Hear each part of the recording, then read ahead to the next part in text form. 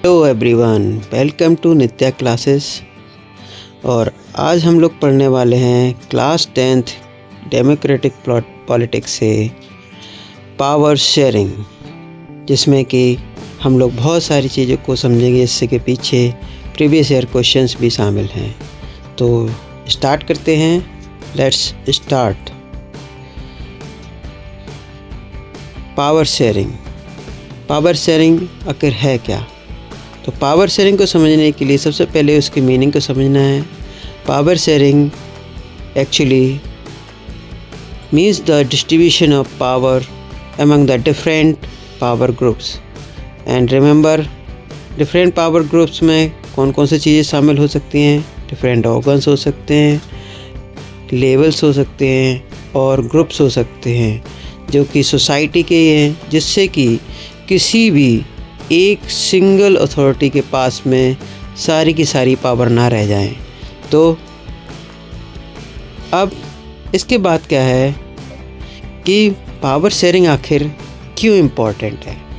Power sharing को important इसलिए माना जाता है क्योंकि हम लोग पावर को अगर शेयर कर रहे हैं तो उसके पीछे बेसिक रीज़न ये है कि पावर किसी भी एक पर्सन के पास में कंसंट्रेट ना हो जाए, जिससे कि पावर को कंसंट्रेट होने से रोका जा सके, प्रिवेंट किया जा सके।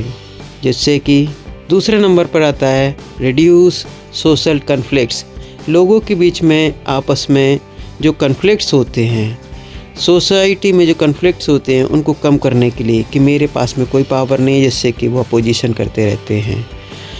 Next one is ensure political stability.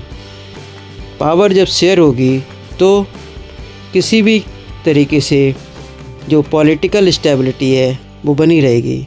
अन्यथा क्या होगा कि कुछ लोगों के हाथ में पावर होने पर वो सारी पावर का यूज़ करेंगे और बाकी के लोग अपोजिशन में ही करते रहेंगे। और लास्ट वन क्या है? Strengthens democracy. डेमोक्रेसी को रियल में मजबूत करने के लिए हमें पावर को शेयर करना बहुत ज़रूरी माना जाता है, क्योंकि जब पावर सभी के पास होगी तो डेमोक्रेसी बनी रहेगी, नहीं तो वो डेमोक्रेसी का अंत हो जाएगा और फिर डिक्टेटरशिप शुरू हो जाएगी। अब नेक्स्ट क्या है? आखिर पावर को हम लोग किन वजहों से शेयर करते हैं? पहला है प्रूडेंशियल रीज़न। प्रूडेंशियल रीज़न में क्या है कि रिड्यूसेस कन्फ्लिक्ट्स एंड वायलेंसेस। इसमें जितने भी कन्फ्लिक्ट्स लोगों के अंदर आ रहे हैं और वायलेंसेस जो हो सकते हैं, उनको रोका जा सकता है या उसे कम किया जा सकता है। दूसरा हमारे पास में है मोरल रीज़न। मोरल रीज़न में पावर को डेमोक्रेसी का स्पिरिट माना जाता है। इट मीन्स पावर जो है, पावर शेयरिंग जो है वो डेमोक्रेसी की आत्मा है। बगैर पावर शेयरिंग के डेमोक्रेसी पॉसिबल नहीं है। नेक्स्ट हमारे पास में है पावर शेयरिंग के कितने फॉर्म्स हो सकते हैं, कितने तरीके से पावर को शेयर किया जा सकता है। तो हमारे पास में पहला होता है हॉरिजॉन्टल, दूसरा होता है वर्टिकल, तीसरा होता है सोशल ग्रुप्स और चौथा है पॉलिटिकल पार्टीज। अब हम लोग पहले को समझ लेते हैं, जिसमें कि पावर को डिफरेंट पावर ग्रुप्स में ऊपर से नीचे के लिए डिवाइड किया जाता है। यानी कि सबसे ऊपर जो टॉप लेवल पर हमारी पावर रहती है वो सेंट्रल गवर्नमेंट की रहती है। दूसरे नंबर पर आती है स्टेट गवर्नमेंट की और तीसरे नंबर पर आती है लोकल गवर्नमेंट की। ठीक वैसे ही वर्टिकल पावर शेयरिंग में पावर को ऊपर से नीचे की बजाय वर्टिकल वे में शेयर किया जा सकता है। सोशल ग्रुप्स जितने भी होते हैं उनमें भी पावर शेयर करनी होती है और पॉलिटिकल पार्टीज़ में भी पावर शेयर करनी होती है। तो हम लोग एक एक करके समझते हैं। Horizontal power sharing. Horizontal power sharing आखिर है क्या?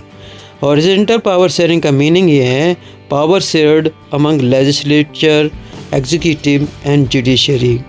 इसमें कि लेजिस्लेचर का मीनिंग है कि ये जो हमारे पॉलिटिकल जो डिसीजंस होते हैं वो पार्लियामेंट में लिए जाते हैं या किसी भी स्टेट लेजिस्लेटिव असेंबली में लिए जाते हैं, उसमें उनको पावर दिया जाता है। दूसरा होता है एग्जीक्यूटिव। एग्जीक्यूटिव वो पर्सनल होते हैं जो कि किसी भी तरीके से कोई भी लॉ अगर लेजिस्लेचर की तरफ बना दिया गया है तो उसको एग्जीक्यूट कराने के लिए उनको पावर दिया जाता है। और लास्ट वन होता है जुडिशरी। जुडिशरी में क्या है कि जो लेजिस्लेचर बन चुका है उसको सही तरीके से इम्प्लीमेंटेशन हो रहा है या नहीं हो रहा है इसमें एग्जीक्यूटिव में, तो उसकी वॉचिंग रहती है, उसकी नज़र रखी जाती है कहीं कोई लेजिस्लेचर का गलत तरीके से इस्तेमाल तो नहीं किया जा रहा है। इसके एग्जांपल के तौर पर हम समझ सकते हैं Indian parliament, council of ministers and supreme court. इस तरीके से पावर को शेयर किया जाता है। अब हमारे पास में नेक्स्ट है vertical power sharing. Vertical power sharing में power shared among different levels of government. अब वर्टिकल पावर शेयरिंग में जैसे कि कोई यूनियन गवर्नमेंट है जो पूरे देश के लिए होती है और इसे अलग अलग देशों में माना जाता है। दूसरी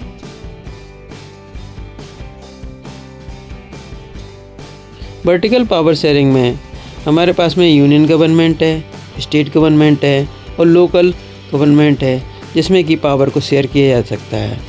हमारे पास में ऐसा समझ सकते हैं कोई भी यूनियन गवर्नमेंट पूरे देश के लिए काम कर रही है तो वहीं पर स्टेट गवर्नमेंट एक स्पेसिफिक स्टेट के लिए काम करती है और लोकल गवर्नमेंट हमारी किसी भी एक पर्टिकुलर रूरल या सिटी या टाउन के लिए काम करती है। तो ये तरीके से हम लोग पावर को वर्टिकल तरीके से शेयर कर सकते हैं। अब हमारे पास में है power sharing among social groups. Social groups के बीच में आखिर पावर को कैसे शेयर किया जा सकता है, जैसे कि हमारे जो रिलीजियस ग्रुप्स हैं जिसमें कि किसी भी कंट्री में अलग अलग हो सकते हैं, लेकिन हम अपने देश की बात करें तो हिंदू, मुस्लिम, सिख, क्रिश्चियन और साथ में बुद्धिस्ट और जैन को भी शामिल किया जा सकता है। दूसरा है लिंग्विस्टिक बेसिस पर, जैसे अपने देश में बहुत अलग अलग तरीके की भाषाएं बोली जाती हैं तो उस बेस पर भी पावर को शेयर करना ज़रूरी है। अगर किसी भी एक स्पेसिफिक लैंग्वेज को इस देश की नेशनल लैंग्वेज बना दिया जाए तो हमारे पास में बहुत ही ज़्यादा कॉन्फ्लिक्ट्स क्रिएट हो जाएंगे। लगभग 40% पीपल ऐसे हैं जो हिंदी बोलते हैं और नॉन हिंदी वाले लगभग 60 पीपल हैं। हिंदी को अगर नेशनल लैंग्वेज बना दिया जाएगा तो प्रॉब्लम शुरू हो जाएगी और जो 60% पीपल हैं वो अपोजिशन करना शुरू कर देंगे। अब आता है एथनिक ग्रुप्स। ये सब वो ग्रुप हैं जो कि पूजा पाठ से संबंधित होते हैं, उनको भी थोड़ी बहुत पावर शेयर करना आवश्यक माना जाता है। एग्जाम्पल के तौर पर कह सकते हैं community government in Belgium. Belgium में जो कम्युनिटी गवर्नमेंट बनाई गई थी उसकी वो हमारी पावर शेयरिंग सोशल ग्रुप के बेस पर बनाई गई थी, जिसमें कि हमारे पास में फ्रेंच बोलने वाले और डच लैंग्वेज बोलने वालों के लिए पावर को शेयर किया गया था। अब आते हैं power sharing among political parties. Political parties में हम देखते हैं कि डिफरेंट पॉलिटिकल पार्टीज़ हम पावर शेयर करते हुए देखते हैं। किसी भी गवर्नमेंट में अगर हम देखें तो किसी एक सिंगल पार्टी की गवर्नमेंट नहीं बनती है। होता क्या है, कोई भी एक पार्टी है, दूसरी पार्टी है और तीसरी पार्टी है, अलग अलग स्टेट में वो विन करती हैं तो वो मिल करके एक गवर्नमेंट बना लेती हैं जो कि जैसे कॉलेजियल गवर्नमेंट कह सकते हैं। और एग्जाम्पल या साफ दिया गया है कॉलेजियल गवर्नमेंट हमारे देश में चलती है जिससे कि अलग अलग स्टेट के लोगों को पावर शेयर की गई है। अब हमारे पास में है कि केस स्टडीज़ के तौर पर हम लोग देखें बेल्जियम में क्या हुआ कि equal representation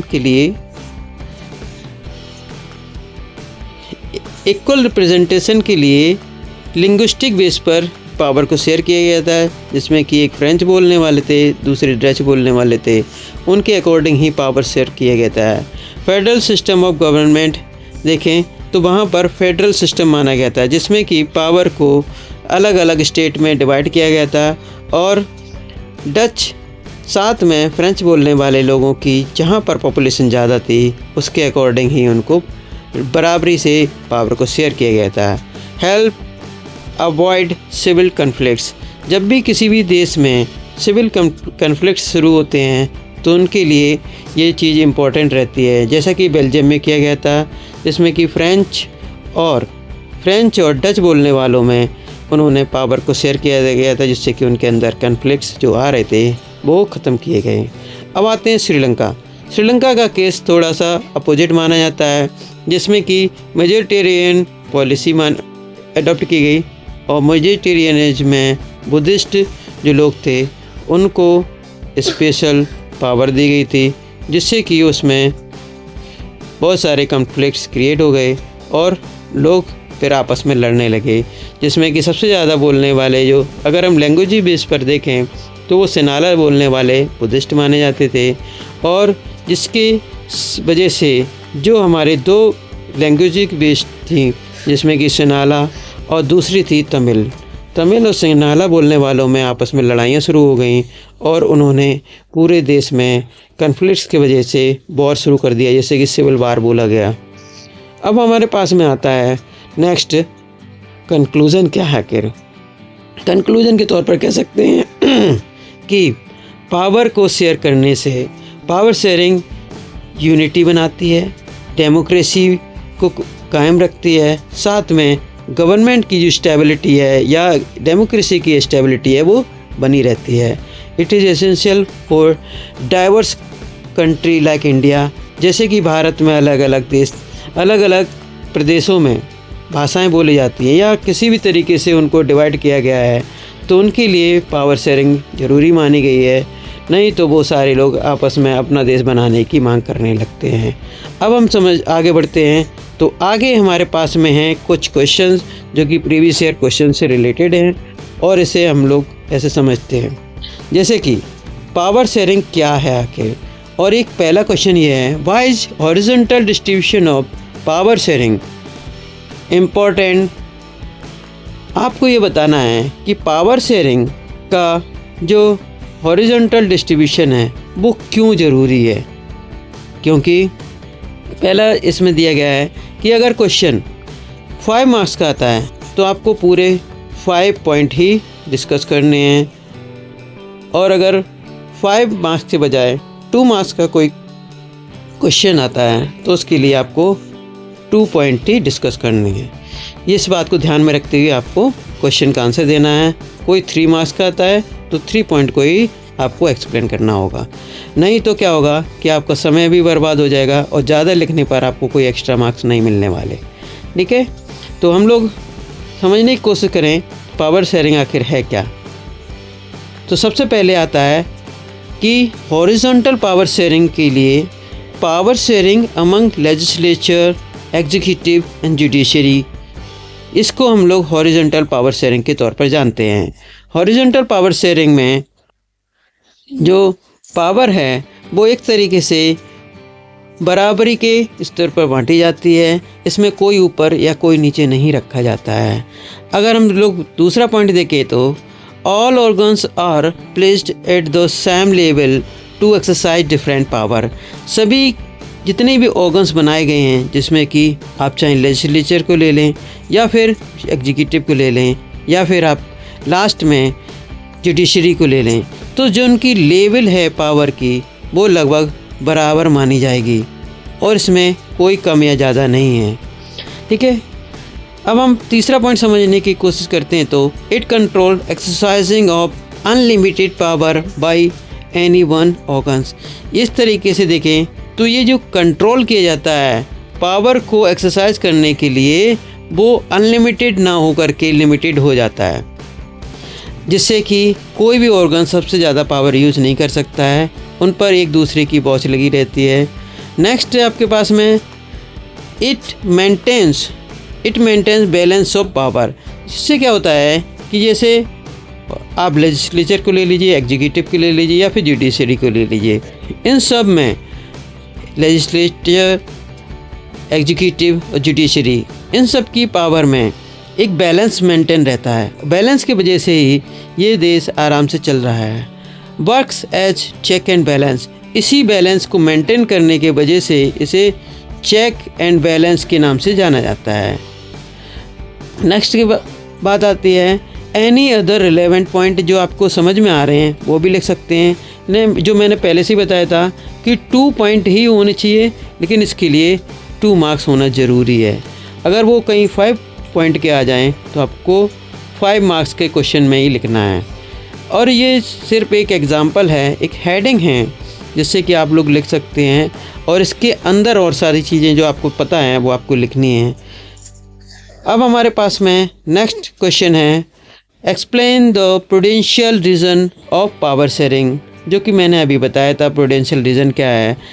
power sharing is good because it helps to reduce the probability of conflict between social groups.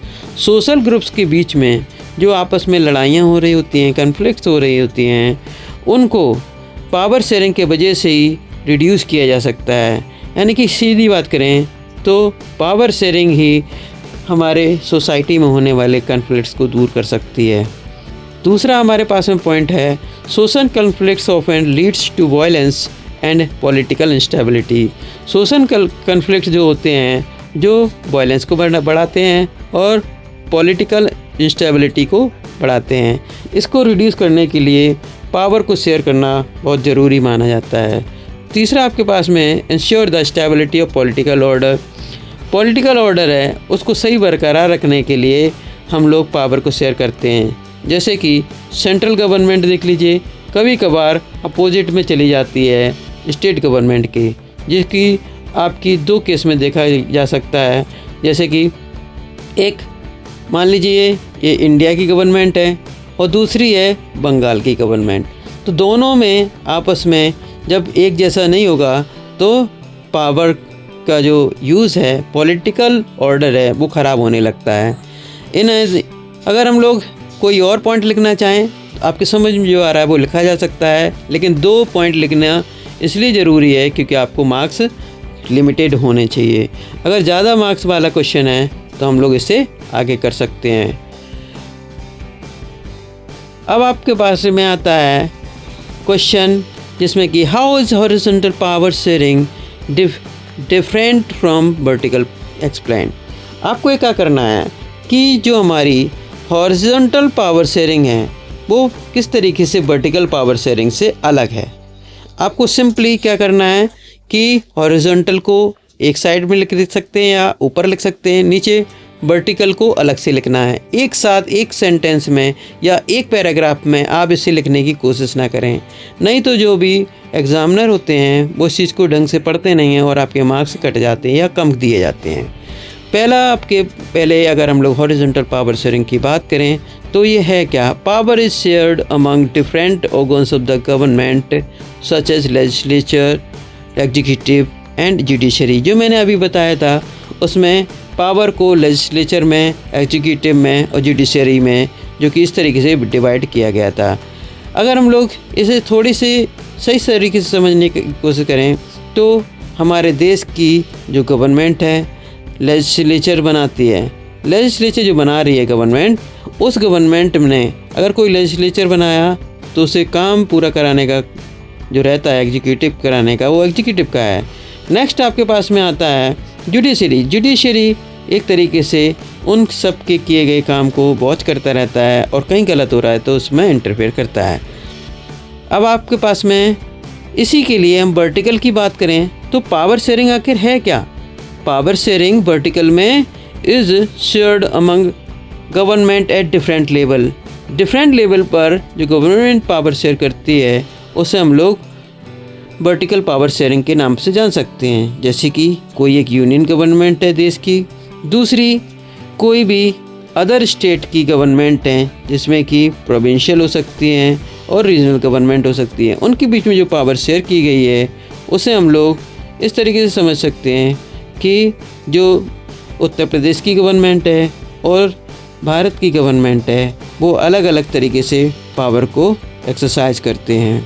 अब हम लोग दूसरा पॉइंट समझने की कोशिश करें। दूसरा पॉइंट क्या है, it allows different organs of government placed at the same level to exercise unlimited power. इसमें क्या है कि जो अलग अलग लेवल पर जो मैंने बताया था आपके लेजिस्लेटिव, एग्जीक्यूटिव और जुडिशरी जितने भी लोग हैं वो आपस में पावर को शेयर करते हैं और अनलिमिटेड पावर का वो यूज़ कर सकते हैं।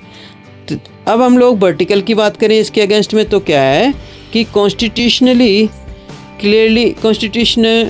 Clearly less down the powers of different level of government. जो हमारा कॉन्स्टिट्यूशन है उसमें अलग अलग लेवल की गवर्नमेंट के लिए पावर पहले से ही डिसाइड की गई हैं, जिसमें कि पहला आपका यूनियन गवर्नमेंट, स्टेट गवर्नमेंट और साथ में अब एक और आ गया है लोकल गवर्नमेंट, जिससे कि वो पावर को शेयर कर सकते हैं।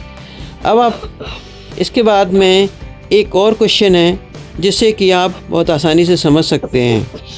वो क्वेश्चन है why is power sharing desirable. आपको ये समझना है कि आखिर पावर को क्यों शेयर किया जाना चाहिए। अगर पावर को शेयर नहीं करेंगे तो क्या होगा, इसके बारे में समझने की कोशिश करते हैं।